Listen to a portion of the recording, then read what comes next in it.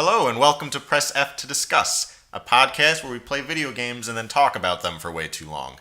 I'm Matthew. And I'm Jared. And this week we have someone new joining the cast of Press F to Discuss. Please welcome Holly. What up, bitches? That's it, Holly's here. Let's roll. I'm here. I'm a permanent fixture, and everyone's just gonna have to live with that, I guess. Came with the apartment. I'm the gremlin that lives under your couch. Yeah, we can't get her to leave, so why not invite her on the podcast? Yeah, three's a crowd. What's that saying? Two's company. Someone living under your floorboards is a crowd. Yeah, that's how that sitcom went. Yeah. So anyway, this week we'll be talking about Grand Theft Auto 5, a 2013 shootman simulator by Rockstar Games, and the 15th. I believe it's the 15th. Matt told me it was the 15th, so if I'm wrong, it's his fault. I do extensive research. The 15th entry into the really, really historic at this point Grand Theft Auto series. It's citation needed. Yeah. No, I mean influential if nothing else. Yeah, all else aside, the Grand Theft Auto series is a cultural touchstone now. Yeah. I mean, it is that game that your mom just never let you buy. Yeah, I remember once the game that my mom never let me buy was like Metroid Prime Pinball or something like that. I mean, that's completely inappropriate. Yeah. The Varia suit, way too revealing. Yeah. Adults only rated. She has 2 balls on her shoulder, for Christ's sake. Yeah. So, Holly, what'd you think of Grand Theft Auto 5? I feel like I'm the only one in this room that enjoyed playing it. Granted, it was way back in the old 2013 when it came out, and then I think I finished at some point in 2014. But that's Grand Theft Auto, right? Like it takes you like a year to finish. It takes you a million years to finish. Yeah, no, like I put a whole lot of hours into it. I was emotionally exhausted from the heists, and then I took a 6-month-long hiatus, and then came back to it. And it's kind of like that gif of Troy from Community, and everything's on fire. Yeah. And that was Grand Theft Auto. Yeah. Yeah. I mean, okay. So I should preface this saying that I'm grumpy about Grand Theft Auto, but I don't entirely dislike it. Like I respect that there's a lot of things it does really, really well. Like the game just feels like really, really good. Mm-hmm. The shooting's okay, but like the driving is exceptional, and like there's a sense of weight to the world and the character. Okay, but that feeling back in 2013 on my PlayStation 3, yeah, not the 4, the 3, and you're like driving down the highway and you just careen slowly to the side, and then you hit like the little divots in the highway, and only it was kind of focused all on one side instead of the entire controller. Yeah, sure. I just remember being like, holy fuck.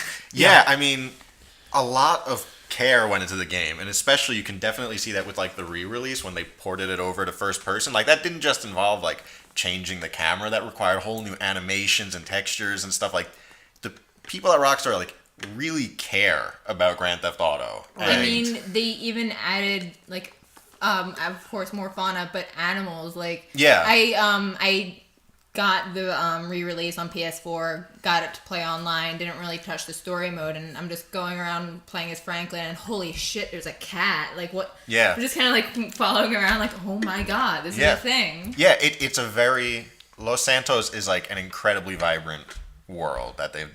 Probably, I would say, like...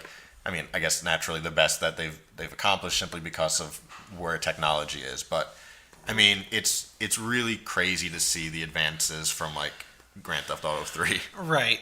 And it's frustrating, right? Because these feel like one of my best memories of Grand Theft Auto Grand Theft Auto 5 is, I guess it was pretty early in the story when I played it the first time, and I just saw the train running by, and I'm like, that's cool. I want to get on that train.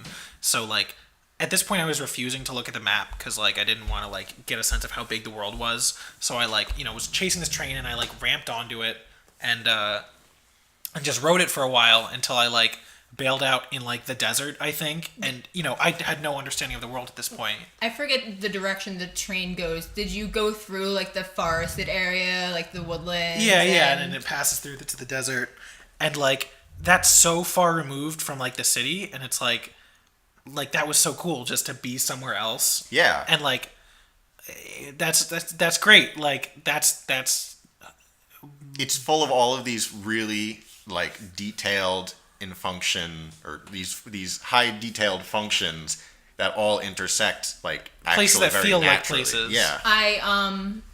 Where I left off at catching up with GTA, I started it probably got like 15-20% in. Yeah. And just revisiting that scene where you were playing as Trevor and Wade's in the car and you're driving through the desert. It's a long ass fucking drive. You see like in the corner of the map, it's like 6 miles away, and he's just rattling on this story about I can't remember what the name he gave himself was. And then you're just watching the scenery change as you start going up these rolling hills, and then all of a sudden you see Los Santos, and you get Trevor gets out of the car, and it just is this sprawling city skyline. Yeah, when right. for the last 4 hours you've been stuck in fucking sandy shores, wanting to blow your brains out because this is terrible. Yeah, I mean, and you kind of like stumbled right into like one of the things about Grand Theft Auto is that it's like it's really fun to play until it's not. And then you're sitting there like with the controller like just let me do things the way that I want to do them. And maybe part of that's like the natural constraints of the narrative and like having missions designed. Is that Well, you're taking a bit of a sharp turn here. Like let's just like go over in a general sense like the ostensible, I don't know, like the core gameplay loop of like yeah, I mean, because there's a bunch of different ways to play Grand Theft Auto, so to speak. Like there are people that play servers that are just full of everybody. Well, that's Grand Theft Auto. Like the stories. Oh, like, you don't want to talk about it online at all? I mean, At least we not might. yet. Yeah. Okay. Let's talk about so the packaged.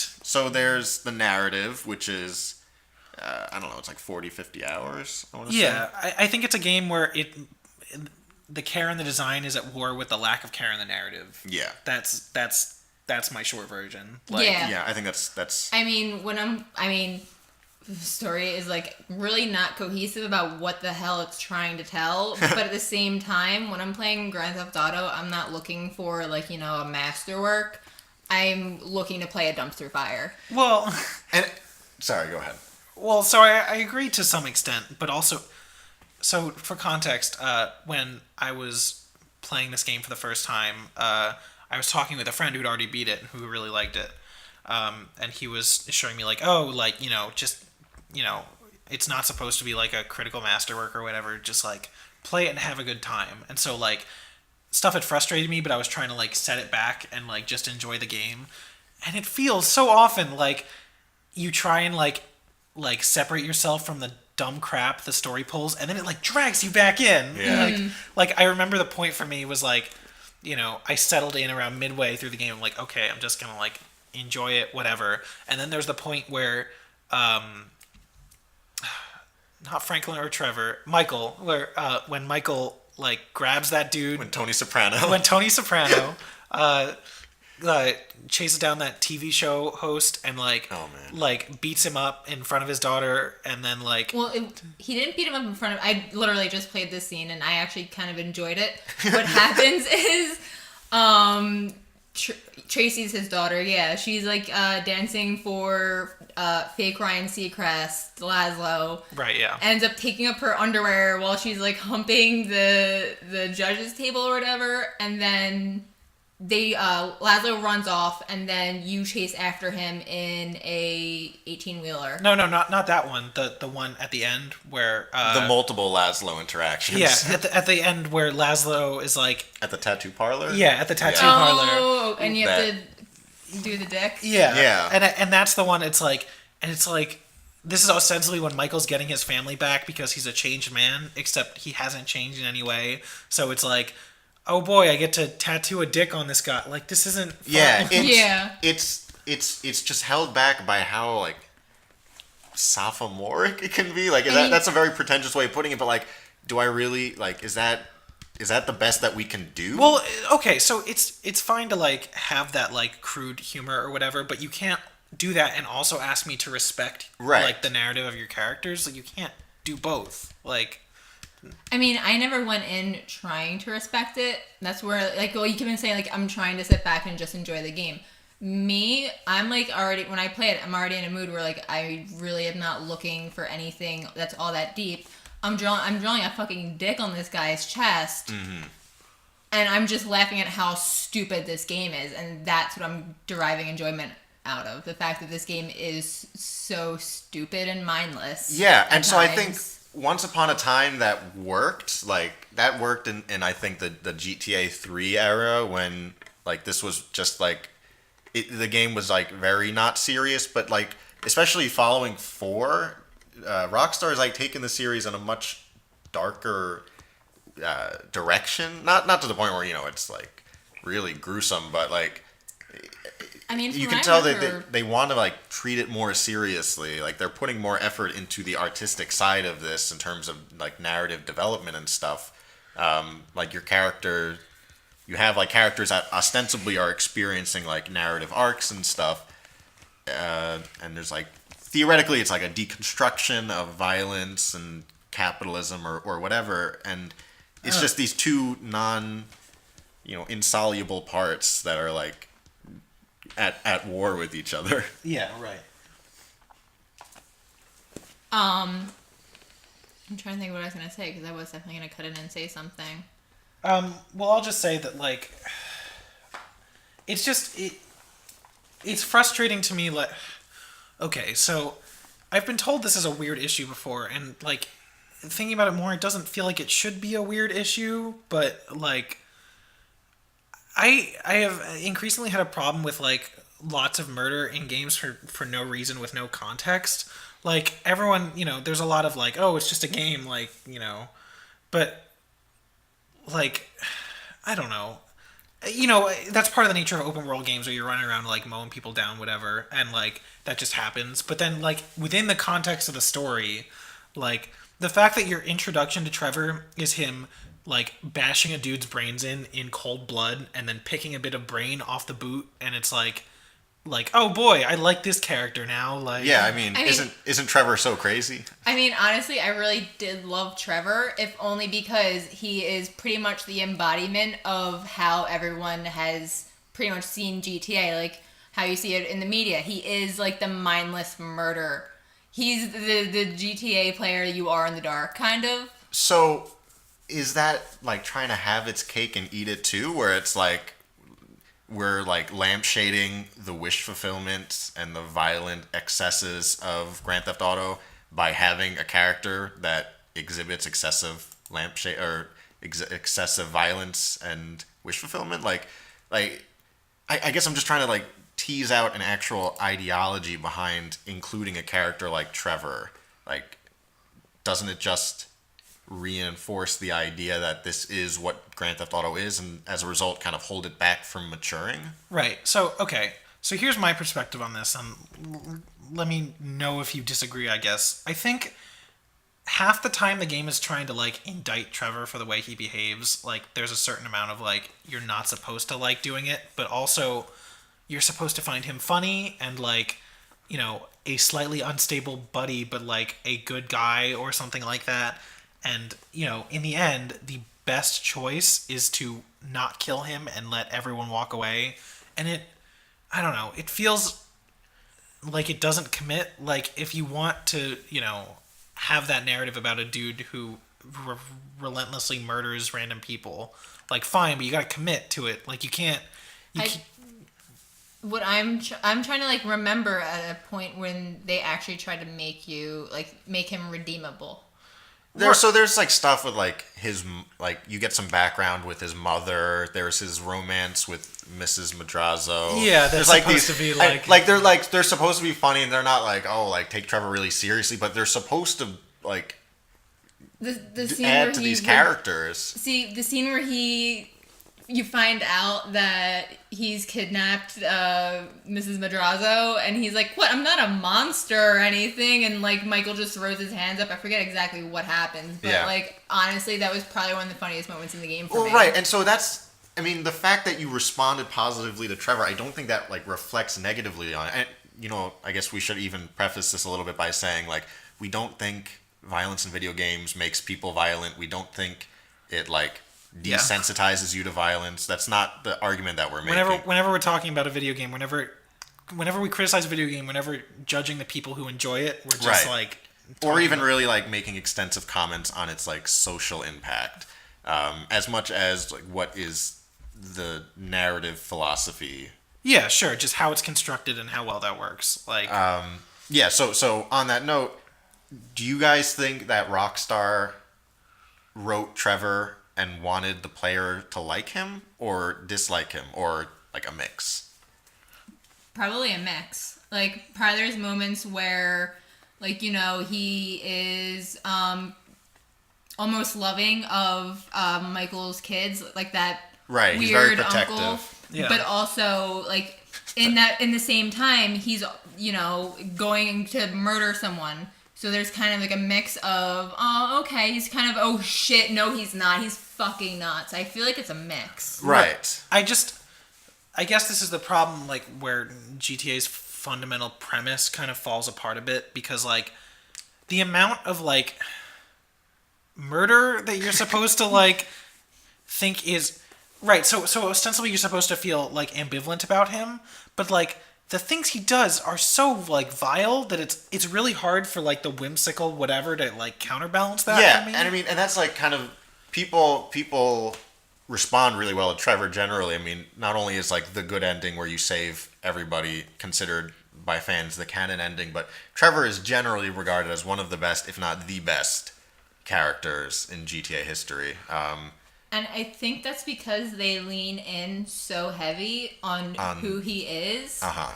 Whereas with Franklin and Michael, they don't have as much of a personality. Like Trevor, you know who he is almost. While Yeah. Franklin and Michael, okay. I mean, Michael's discount Tony Soprano and Franklin is... yeah, Franklin's like... just like the struggle for upward mobility. Yeah, most of every black character that Rockstar's ever written. Right. And so, you know, Trevor has the most... Okay, so this is an excellent, like, pivot point. Can we talk about, like, Rockstar's, like, general character writing? Like, the thing that wore on me most by the end of the game was the fact that, like, at least 75% of conversations are just shouting all the time. Like, Yeah. Shouting and or, like, some just over-the-top satirical stereotype.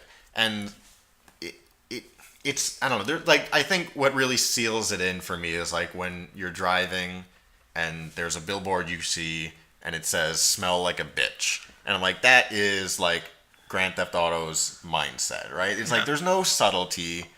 There's no... My online character is currently wearing the "Smells Like a Bitch" t-shirt. Yeah, there you go. The idea of how to write characters is just, like, make it loud and aggressive and in your face, and it can be written off as this is satire because... Well, it's supposed to be like, these are bad people, so they fight all the time, but, like, it's just... I don't have the energy for that. Like, I mean, it's not just that they're bad people, it's that they're, like, bad people that don't really make sense.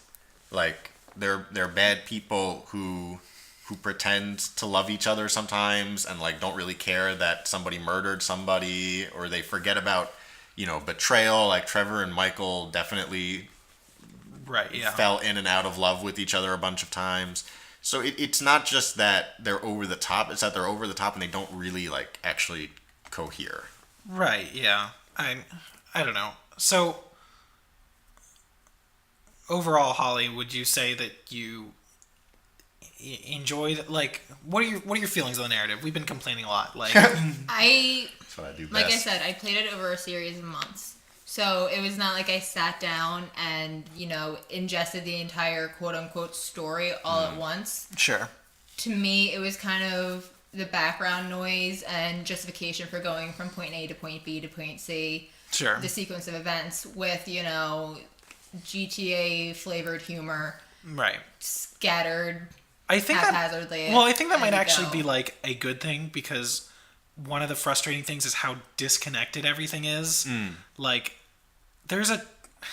I remember because... The middle. Yeah, so I played the game a little before Matt did, like a fair bit, and then I watched Matt play it, and I was just, like, reflecting on the second time through, like, wow, there is, like, no cohesion to, like, the middle chunk of this story. Oh, It's yeah, just no. like really long setups for heists, and then it's like another heist from Michael's like, how did I get involved in this again? And then it's like, I'm gonna go do the next heist now, and we're like, but why? Yeah, right. I feel like that probably was why I fell off the wagon for a while. Not necessarily because, like, you know, I came here for the story, but I just kind of got bored by just the repetition of it all. Right. Yeah, it really, like, it like, gets into, like, a loop and just stays there for a while. It's a lot of padding. And that's, like, kind of the paradox, I feel like, of Grand Theft Auto is that the main gameplay loop is ultimately you drive and you shoot. Right, yeah. Those are your ways of interacting with the world. But then also, like, there's all these really small incidental ways that you can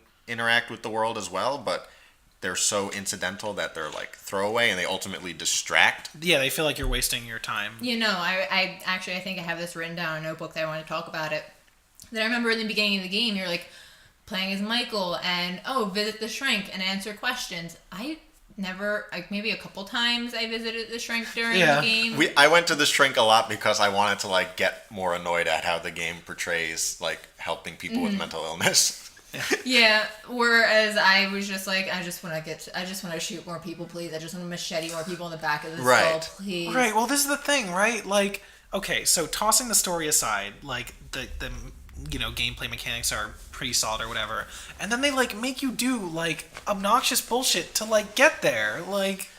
But, just to backtrack into what I was saying before, is it never really fulfills anything in-game going to see the shrink. Sure, you get this psych eval at the end of the game. Mine was tried yoga, preferred murder.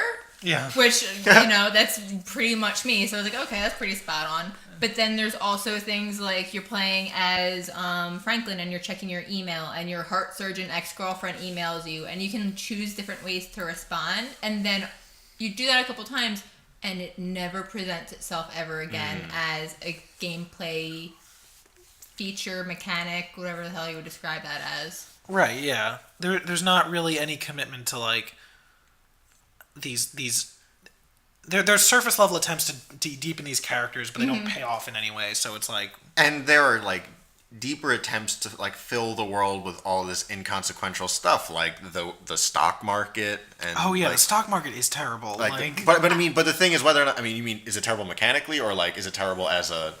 Terrible mechanically. Okay. Like, that, you know, open 8 menus and then invest your money and, like... But I mean, just the fact that, like, so you have in-game a stock market that reacts to world events, theoretically, and you can use that to dynamically generate money and stuff. Like, that's a crazy level of detail that doesn't really matter. Yeah. Yeah, it doesn't matter, but at the same time, I never actually did it because I don't like thinking about the stock market any more than I actually need to, which very little.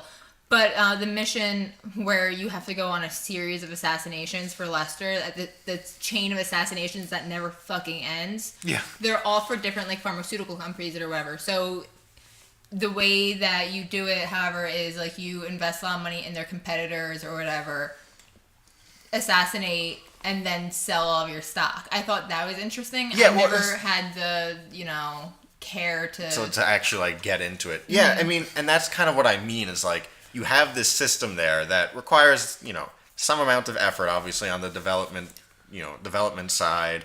That is, in theory, it's dynamic. My understanding is at least, like, fundamentally it works in how it responds. Whether or not it's, like, fun or engaging or whatever is another question. But like, I just don't know if it makes sense within the narrative of the game to have such an in-depth mechanism that ultimately doesn't really matter. Oh, no, not at all. And I mean, I guess that's kind of the curse of, like, open world games, is the fact that you're committed to having, you know, you have to develop these worlds that are full of functioning parts, and just the reality of it is that not everything can be consequential to your narrative. Right, but everything should be in terms of your core mechanic. So that's what I mean. So it ends up feeling unfocused. If you're willing to invest your time in this pointless mechanic, there should be some sort of payoff, however pointless that payoff is. Right. You should... Well, and there is, like, a payoff, but it's not, like, a narrative one? Is that... Am I Well, no, I just mean, like, what is it, like, in fucking Assassin's Creed? Collect all the feathers and you get this. Or, like, go through all of these little tombs and get... Yeah, the special armor. You get some sick armor or something. Yeah, like the gimmicks that they throw at you, like, if you choose to respond to what's her name? I think her name's Tanya, Franklin's girlfriend. Yeah. If you I think it's like Tanisha. Tanisha. Yeah. I feel like maybe it's is that his ex-girlfriend? The heart surgeon. The heart surgeon, I think, is like Tanisha. Okay. So if you choose to like try and repair that relationship, I feel like there should be a branching thing narratively. Like if you tried to fix their relationship, maybe they get back together instead of nothing at all. Even if it has no big impact on, the end game, you should have your own little... Right. Some kind of significance to it. And, I can't comment too much on that because like the main story is like 50 hours long. We didn't go like crazy on completing stuff. Ton of side so content, no. It's possible there's some payoffs there that we don't notice, but like just generally speaking, whatever payoffs I did, for whatever side quests I did, they were the typical like GTA fare, which is, maybe you get some money, maybe you get like a new vehicle or a new skin or something, but for the most part, it's either that or some ridiculous over the top cutscene. Right. It's just like, okay, you have this sequence here, but like I don't want to do it. Like yeah, I guess you don't have to, but also then like should it be there? Right. Like the. No, what you're gonna.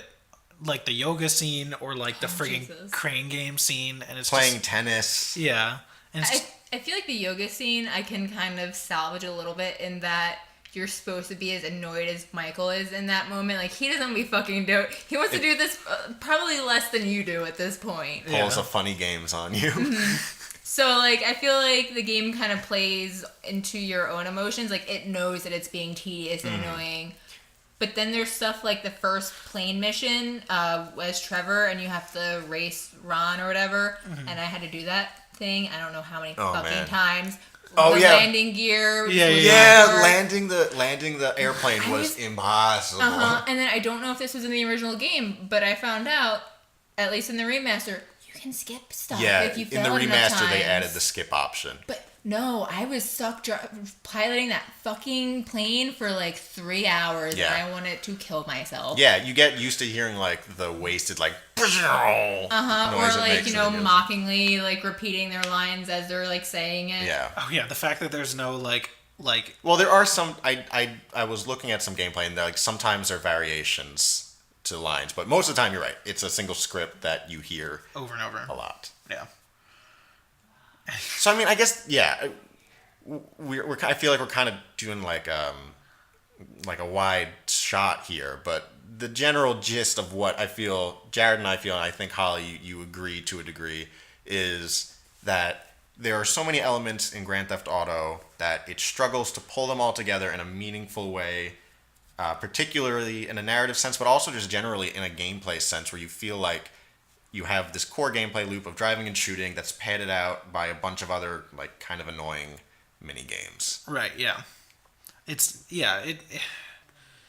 feels it's weird because it feels like there's so much respect for like mechanics in how tight the driving is and stuff. Yeah, everything feels good. It just flip flop. Yeah, there's like so much detail. It honestly boggles my mind. But then there's so little respect for the player's time. Right. Like there's no fast travel in this game, okay? Like, which has always been a Grand Theft Auto thing. Yeah, like I've gotten flack for like saying this before, but there should be fast travel in this game. There actually is. Is it the taxi option? Yes, it's the taxi. Well, is the taxi fast travel? It doesn't do it in online, but if you hail a taxi, you can choose your waypoint or like locations, and then tell them to hurry up. But the problem is that you can't do that on a lot of missions, right? Because like they're usually I'm not sure. I'm pretty sure because you got to like take a car. I actually enjoy driving around. Like, maybe not making the trek from Sandy Shores back to Los Santos every however many times they make you do it, but I don't know. There's just something that was like very soothing to me about driving. Yeah, I like existing in the city, but then like towards the end of the game, they make you like drive up and down the whole map. Like one of the Union Depository heist. One of the things you have to do is you have to get 3 different cars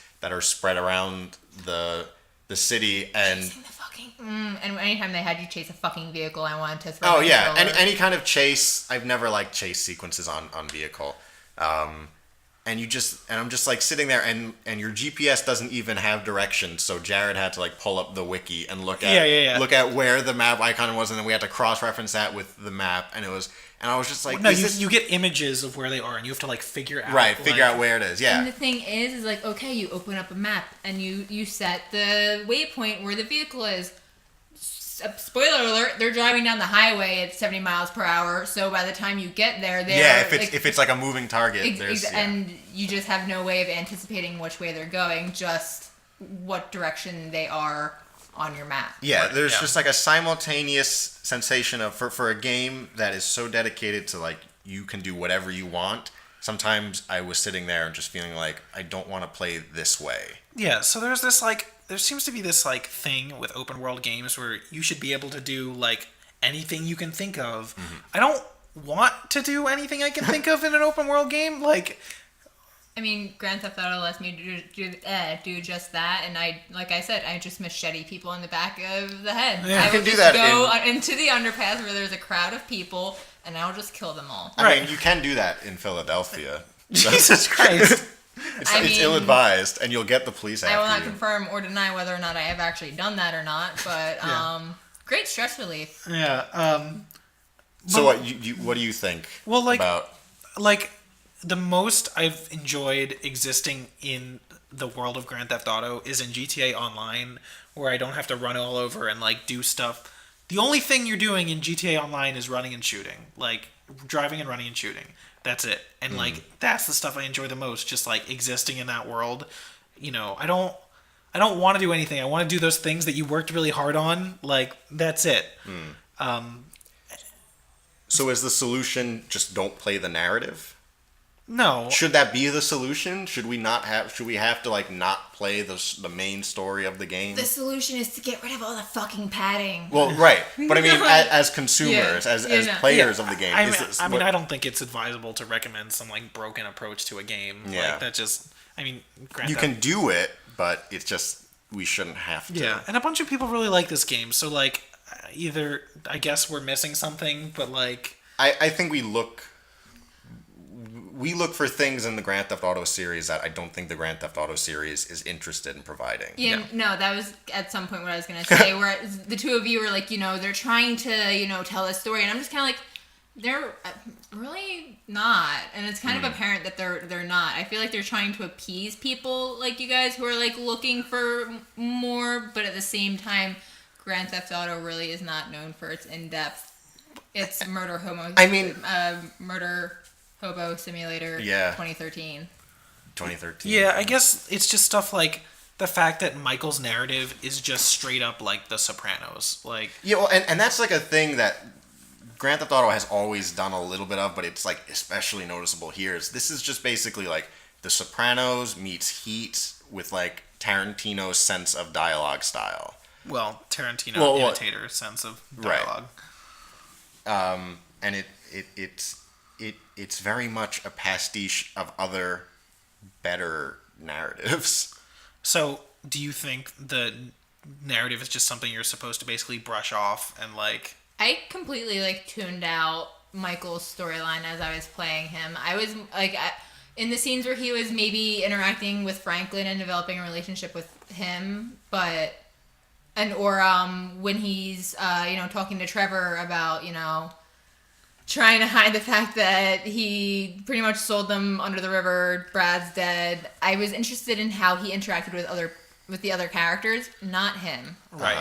So I honestly don't remember much of his storyline at all. Even Franklin's, I just remember more vividly Trevor's, honestly. Yeah.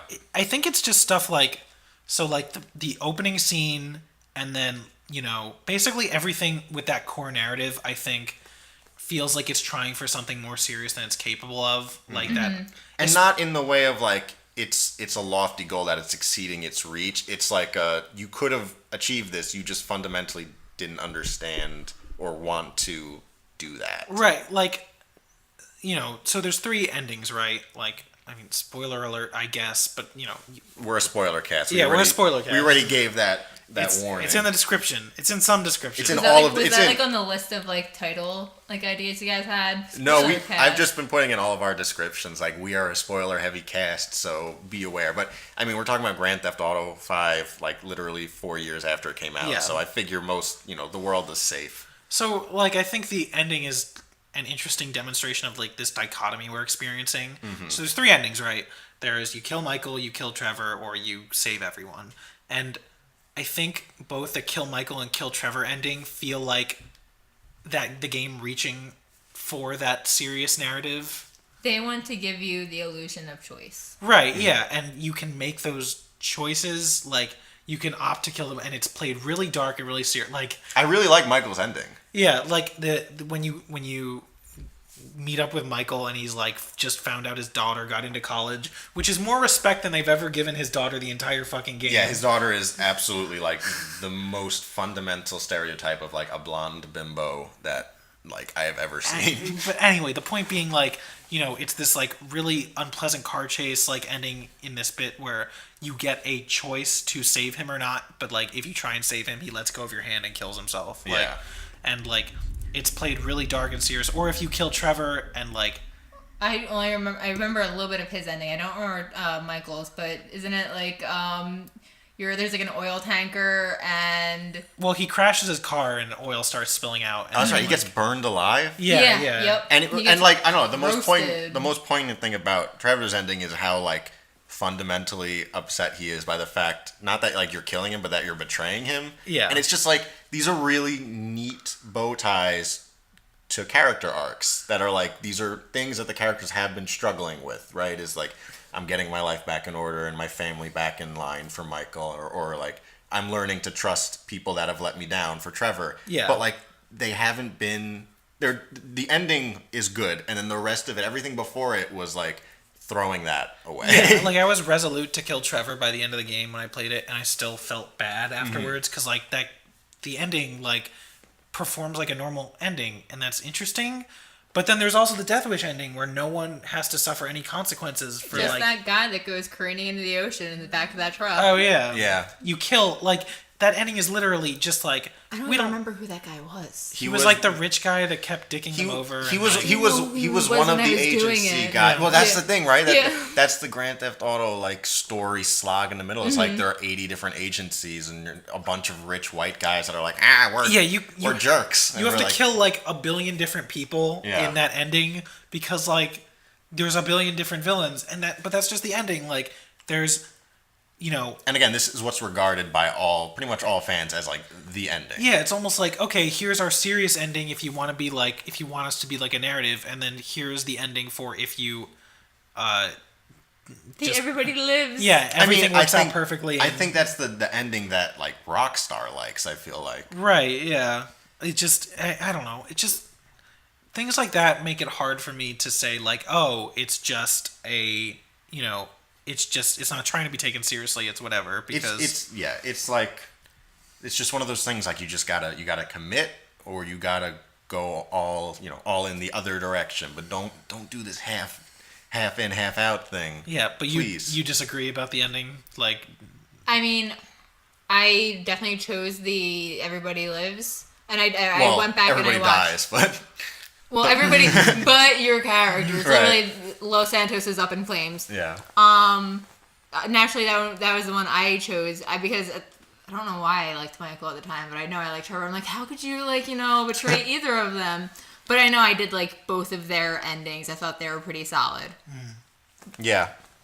Yeah, I played through every ending afterwards. I just watched them on but YouTube. I do kind of feel like them after shoving the car over the edge of the cliff and the sun setting and they're all together and alive. I feel like that's almost cartoonishly like the good ending. Yeah, I mean, don't they like literally go like and like walk towards the camera as the credits go? No, you're imagining. Am I totally imagining it? No, I feel like they were like, oh. No, they like one character like walks off and then like it's like Trevor and Michael and they exchange like a weird awkward like. I like my ending better. You're like they're freeze frame, like, yeah. Dun dun dun dun. Yeah. What do you guys think? I mean, this is coming off of it a little bit, but what do you guys think of the 3 protagonist approach? I think it's neat for perspective. Like, again, I think there's a core of a good idea there. I just don't know how well it was utilized. Like, the idea of, one, gameplay-wise, it lets you feel, like, tactical and clever because you're, like, it's almost, like... My character is about to die. Let me switch out to another one. Well, I'm in position sniping people, and also I'm like running through the crowd, down below, and that's cool. You get a full, the full scope of this big thing that you were pulling off. Sure, yeah. Yeah, which I think really complements like the heist thing is you can be every character in the opening to The Dark Knight. I want to talk about the heist, but not right now because we're still doing this. Just put a pin in it. But I guess kind of like the heist, it has like almost like this cinematic feel that you're doing this as like Trevor, and then part of like the building falls, and like the one where you have to set the building on fire and then put the fire out. And then what's going to happen? You don't know because it's already cut the Franklin in his bit. So it kind of like keeps you engaged that way. Right. Yeah. I think it worked better than I expected to, and I think it was a smart move for evolving the franchise beyond what it was in previous iterations. Because I think really that's like one of the biggest things that Grand Theft Auto, not like from my perspective, but just like as a game, what Grand Theft Auto needs to do to survive is it has to constantly be evolving. Because I think if it stays at one thing too long, people realize like, wait a second, this is just like a really simple gameplay loop with not that great writing. Yeah. And I feel like Rockstar kind of has like it kind of nailed down how they keep people engaged, because they have a very tight-lipped procedure when it comes to revealing their games. Like, we all thought, they're working on Grand Theft Auto, why wouldn't they? And then they announced, they're gonna make Grand Theft Auto. I think all we got for like the first image was like the logo of the V or whatever, and they really didn't release much except for little tidbits here and there. Eventually, we saw clips. Yeah, it was extremely carefully hyped up. Exactly, and that's how they are with all of their games. Like, we know that Red Dead 2 is in production. It was supposed to be in the fall. It's now in the spring, but we don't know anything about the game. So the anticipation, I think, kind of keeps us in this loop of... What was your point? Sorry. Well, I mean, like, what... Is this like related to the evolution thing? Yeah. So they have us repeatedly buying their games. So I think Grand Theft Auto 5 probably works well as a stepping stone. Like, I want to see where they go with Grand Theft Auto 6. We're not going to see it for so many years.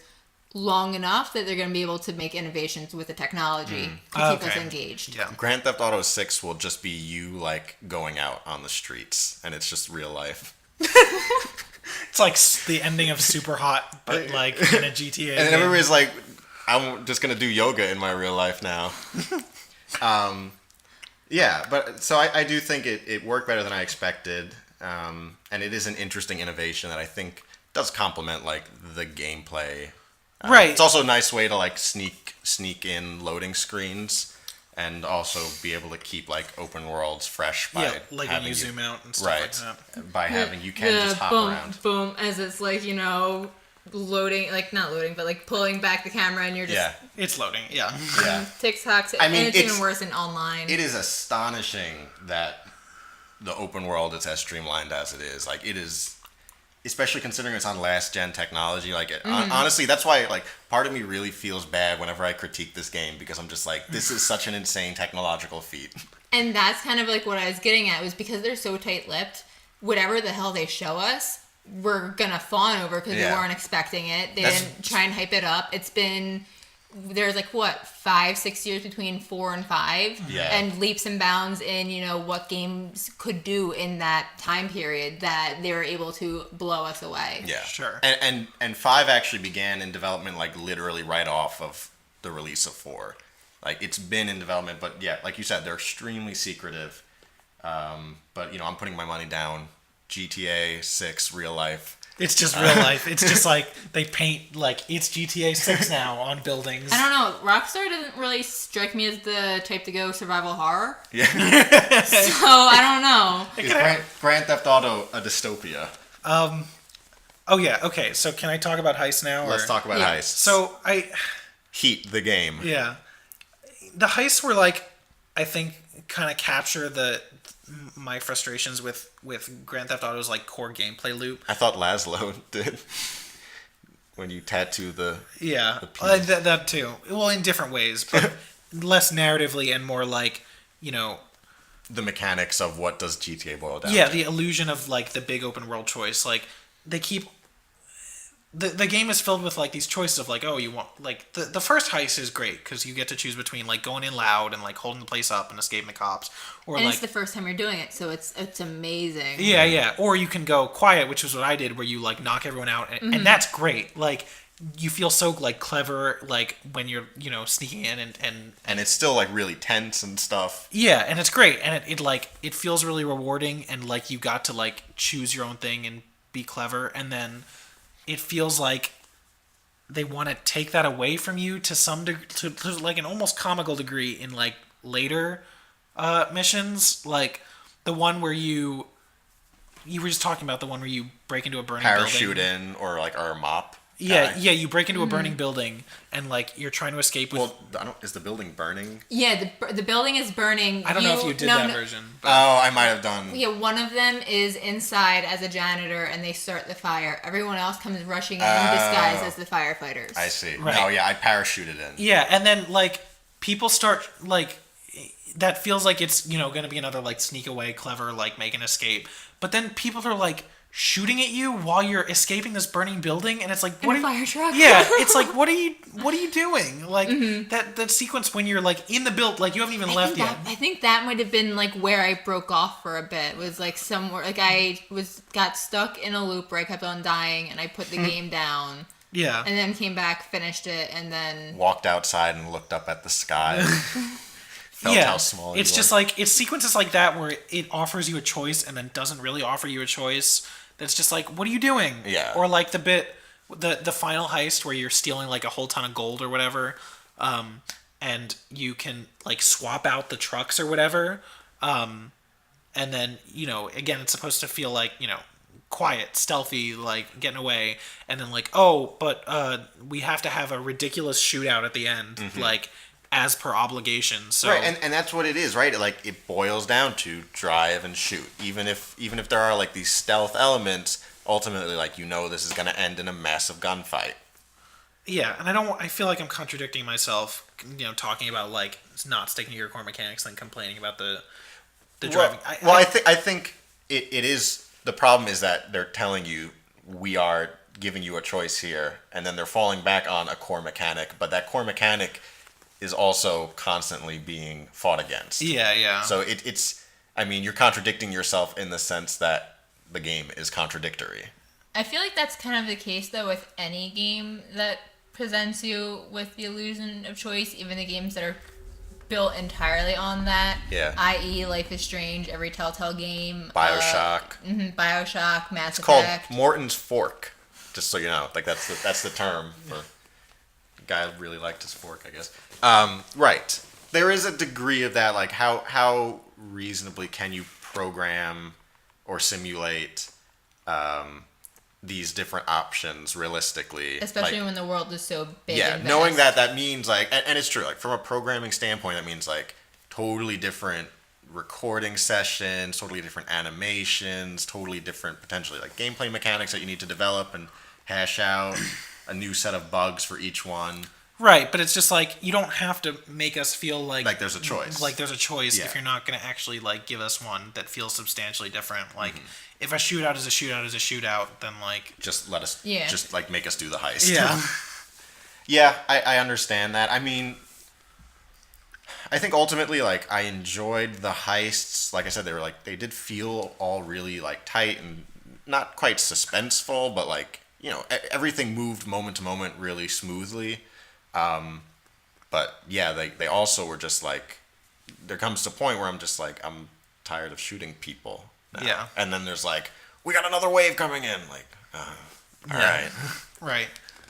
I feel like we've kind of been all over the place. Any other like big points we want to hit before we wrap up? Delete the recording. Yeah. We're not. Yeah. We're not keeping it. If you're listening to this, we've made a mistake. Yeah. This wasn't supposed to get out. We accidentally leaked it onto YouTube and wherever the hell else we're putting it. We don't know how we accidentally leaked it onto every single platform we have. Yeah. Yeah, I mean, so I did want to touch on specifically. So I mean, like I said, like there's a lot of shooting. And it's not like that shooting's going to make a kid necessarily go out and be like, Grand Theft Auto taught me how to shoot. Like that Tom Hanks movie. We were just watching that clip. Where he's like... Where Tom Hanks thinks he's in D&D or whatever. Well, no, he's like in the world of Dungeons and Dragons. It's on YouTube as Tom Hanks' best scene ever. I mean, and it is the best scene ever. You know, you thought Big was influential. You have no idea. That's what you went to. I don't know. What else was Tom Hanks in? Tom Hanks was in so much stuff. The Fugitive. Noted movie where child fucks an older woman big. Okay. You brought it immediately to That's what that movie is. I was thinking of the piano scene. You sicko. Yeah, no, so but in that regard, like also like just so we've talked a little bit about like the violence of Grand Theft Auto, and it's not that we have a problem with the violence on a moral level necessarily as much as the fact of like how much can we actually get out of this. And I feel like that really comes to a point for me, like a breaking point was the torture sequence. Oh man. So the torture sequence. Yeah, so the torture sequence. What do you think about the torture sequence? I was immensely uncomfortable during that entire thing. Like I was fascinated with like abject horror at like what was happening. And okay, for those who obviously don't know me, I work at that video game store that you hate that I will not name, but I have to break children's hearts on like a near daily basis, and I get paid for it. Oh my god, it's the best part of my job is when a kid brings up like Watch Dogs or Grand Theft Auto, and I turn around and I see him like, I need to speak to your parent or guardian. Watch Dogs, the game that opens with like a dude pointing a gun at a dude's head. I mean that's like the whole human trafficking. I love seeing. That's right, because there's like a total. That's right. I don't know if you got that far in that game. I get like a sick love out of like looking at the parent daddy and like there's a scene where you go to a warehouse and they're you're just like at a human trafficking prostitutes, like they're on stage totally exposed. You hack no camera. One woman's crying after being violated. That was a really rough scene, but that's Watch Dogs is a whole nother beast. It's a whole nother can of worms. But at the same time, in GTA, my human trafficking auction is the torture scene where I'm like, this is everything you have to do. While you're sniping people in some another location, you cut back and you're ripping this guy's teeth out. You waterboard him, you electrocute him, you do all this stuff, and then he dies, and then you stab him. He doesn't actually die. That's right. No, that you have to stab the syringe full of adrenaline into his heart to bring him back to life. Did I mention that the writers really like Tarantino? With like this direct Pulp Fiction. I did get a kick out of though when you're driving that guy back and Trevor is like trying to like justify. Yeah, he's like, oh, don't worry, our game doesn't actually endorse torture. Well, no. So the thing was, Trevor was like, we have to just acknowledge that torture isn't effective. It's just for like, it's just sadists just need to admit that they like it. Yeah, it's like really like you're. Well, and so that's kind of like. But he's no. My whole thing is that he's trying to buddy up to the guy that he just tortured as he's like shoving him out of his car to the airport. Like, but I feel like the game kind of wants you to be like, man, like Trevor really is like sticking it to the man by not killing this guy after he tortured him. See, I didn't see it as that. Maybe I'm like too cynical about it. No, my whole thing is that the game just made you do all of this stuff and like it's heavy stuff. Like I said, I machete people in the back of the head on like a very frequent basis in this game, but the torture scene really got into my core. Like I was like disgusted, and then because it makes you deal with the ramifications of your actions, right? Yeah, and I'm like I press F to waterboard. Yeah. That's the name of our spin-off podcast. But it's just like, it's not that you have to watch, is that you actually have to engage. And then in the fallout of it, you were playing this guy that you accompanied through this journey of torture as the game is kind of like brushing it off, knowing just how disgusted you are. And like, it's that cognitive dissonance that it kind of Yeah, right. So I disagree. I do understand where you're coming from. For me, I feel like the problem with the torture scene for me fundamentally comes down to the fact that Rockstar isn't the studio that it once was. Like, once upon a time, Rockstar was, not this like scrappy little upstart, but like they were much smaller than they were, and there was much more of a, like an anarchistic, like, Yeah, against fight the man. Right. And that, that made a little bit of sense, like that was part of just like the appeal of like video games kind of had their little punk era where it was like we don't care about your regulations or whatever. But now, like, Rockstar is a multi-billion-dollar... They're the establishment. Right. And that's kind of, like, my issue with it, right? Is, like, so I'm in this sequence, and I'm supposed to feel really bad, but effectively what I have done is I have tortured a man. It worked. I got more information out of him. I killed a person that was ostensibly a threat to, the United States or whatever, and then, like... I just go on my way. And, like, it's not really ever dealt with again. Like, man, like, I ruined that guy's life. I fractured his family. I probably... It does lip service to consequences, but never follows through on them. Right. And I'm like, so, again, knowing that video games do not make people violent, but what does it mean to have, like, a video game that's, like, here, take in all of these messages about, like, torture... Like that we're not that like you're gonna believe it, but that we just kind of hand wave in our universe. Like like this is fine. Right. I just like what does it accomplish? It's like the kind of crap that 24 inspired, like while that was on the air. Oh yeah, people like think torture works because of 24, like to a degree. Yeah, there's an excellent video that I recommend about 24 where they break down like all the people that die in 24 and like their relationship to the protagonist. And, like it's great. But never having watched 24, I'm interested in kind of want to see I watched like one episode of 24 and then I realized the gimmick was that it takes place over 24 hours and I just got like immediately bored with it. Anyway, the point is it's just like I don't know.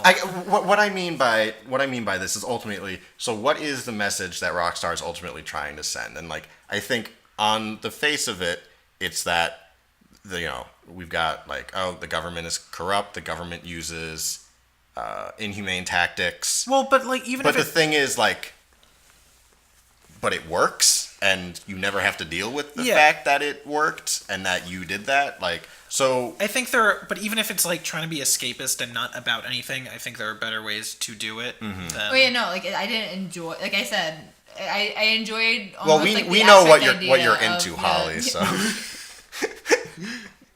tried yoga, preferred murder. Yeah. But like it's more. I was entertained by that cognitive dissonance, like in an abstract way. Meanwhile, whenever I play GTA, I'm like, I don't want to do the torture scene. Please yeah, don't do the torture yeah, scene. and I mean, I acknowledge that it's Rockstar's artistic and legal right or whatever to have these sequences. I just don't feel like I understand why. Yeah, like if you're trying to be serious, you can do it better, and if you're trying to be escapist, you can do it better. Like, Doom is an excellent escapist game that has plenty of, like, mega violence and murder, and you don't feel bad about any of it because it's not, like, on a dude who probably didn't deserve it. Like, it just, I don't know, just, I don't want to, condemn this because it's popular or whatever. Like, I just genuinely want it. I hate popular things. I just want to be like, just hold yourself to a higher standard. Right. Like, because you can. Like, we know it is in you to write stories that matter. Right. But this one just like it doesn't know what it wants to be. Yeah. And that's what I'm kind of hoping with Grand Theft Auto 6 that this is it is a decent standalone game. Mm-hmm. I've been playing it for 4 years, so it stands on it. Shh! Don't tell Rockstar. Every GameStop employee. It's still an alpha. Incredibly detailed, despite that. Real life. Listen, just because I go and murder people in underpasses doesn't mean it's not a game. This got dark. We don't have Grand Theft Auto. What do you expect? Yeah, you don't understand. It's satire. Sorry. Yeah.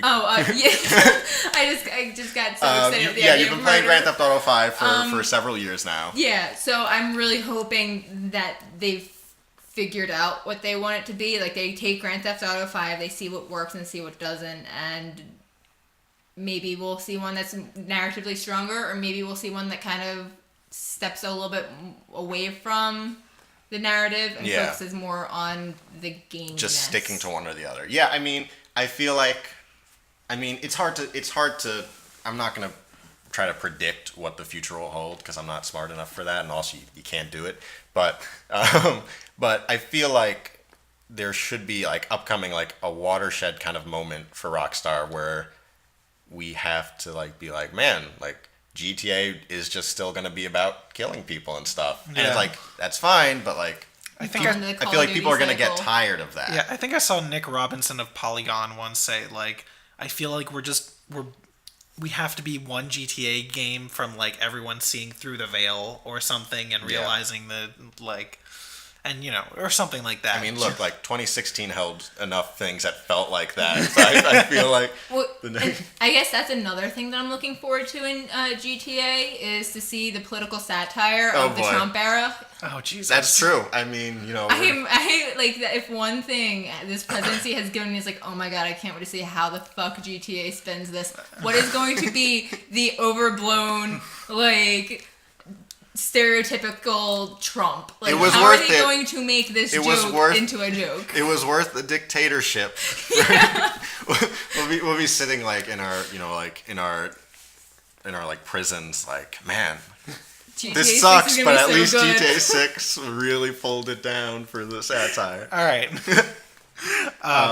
Yeah, I mean, I feel like for me to have any faith in GTA, which I don't, I need to see some kind of like reinvention happen where they actually take a step to maturing. Or if they don't, like, you know, that's fine, but like, then just like, don't.